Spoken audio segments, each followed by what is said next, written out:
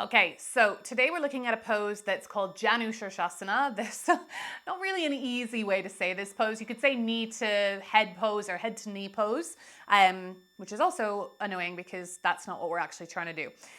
I'd like you to watch Dandasana and Paschimottanasana before you do this. So if you are like, I literally have no idea what those words are or what they are, go back into the video library, do Dandasana, then Pashi, then come to Janu, okay? So if you've done them, you are going to most likely find your block again. So I'm gonna go on a slight angle so you can see what I'm doing a little bit better. So if you have not been using the block and you've got long hamstrings, then you don't need to worry about the block. If you have been using the block for many poses, chuck it under the butt. Okay, so Dandasana, Paschimottanasana are symmetrical poses, which means that the legs are doing the exact same thing. Janu Sirsasana, okay, is a asymmetrical pose. Okay, so Janu is the knee, and we're bringing the head Sirsasana down onto the knee. This isn't true, okay? We're not doing this. If we did that, then our whole back would round. This is not what I want us to do. So it's more like head to shin or head to ankle pose.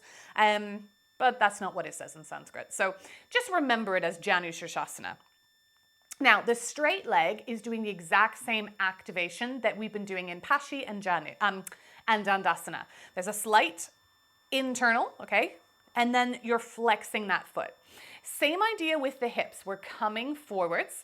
Same idea with the shoulders. We're not rounding, okay? So this is what I see all the time. Again, just totally rounding. This would be head to knee pose because their head's gonna slam down. Not what we wanna do. So I'm gonna show you both ways again, one with the strap, one without the strap. And the other leg, okay, is just flopped out to the side. Now, if you're quite tight, you can take the other block and prop it under your knee, okay? So there's lots of ways to make these poses accessible.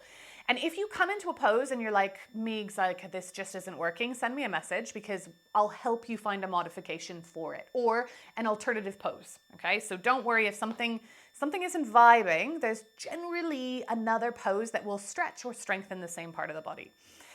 Okay, so from here, I'm gonna start like we did with Pashi, but with the hands on the leg. So if your torso was totally straight, you'd be coming through the middle of the pelvis. With this, there's a slight turn. You want your chest to be centered over the extended thigh, okay? So slight turn.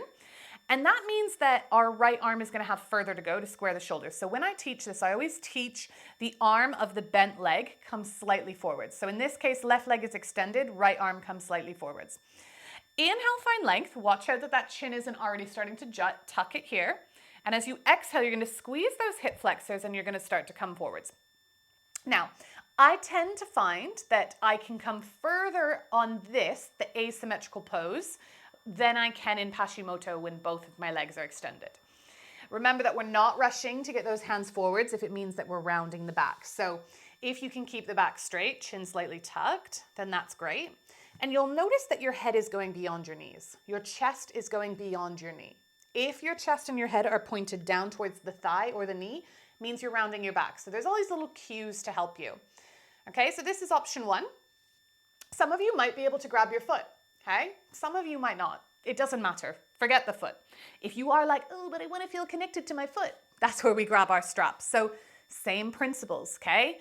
Elbows out wide, proud chest, and you're not kind of Popeye pulling on that strap. So start, elbows by the sides, open the elbows up, flex the foot, turn the torso. Inhale, find length. Exhale, start to come forwards. Okay? If you're getting that space, wrap your hands once or twice. If the elbows are dropping, get them out nice and wide. Your arms are not working overtime. What's working overtime is your hip and your quad. Okay? Inhale, find length. Watch out for that chin. Keep that chin slightly tucked. Nice. And then rise up. And you're just going to do the same on the other side. So you're just going to switch.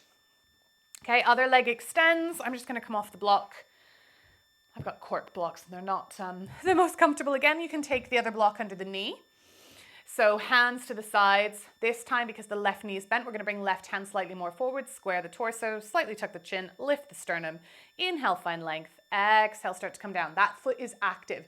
You're pulling the toes towards you. You're pulling the shin up, the knee up, the thigh up. Everything's pulling in. Okay, so that's option one. Option two, strap around that foot.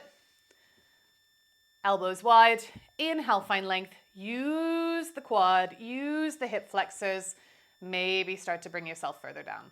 If you are really wanting to achieve more range, okay, you want to reach that foot one day, don't rush to get there.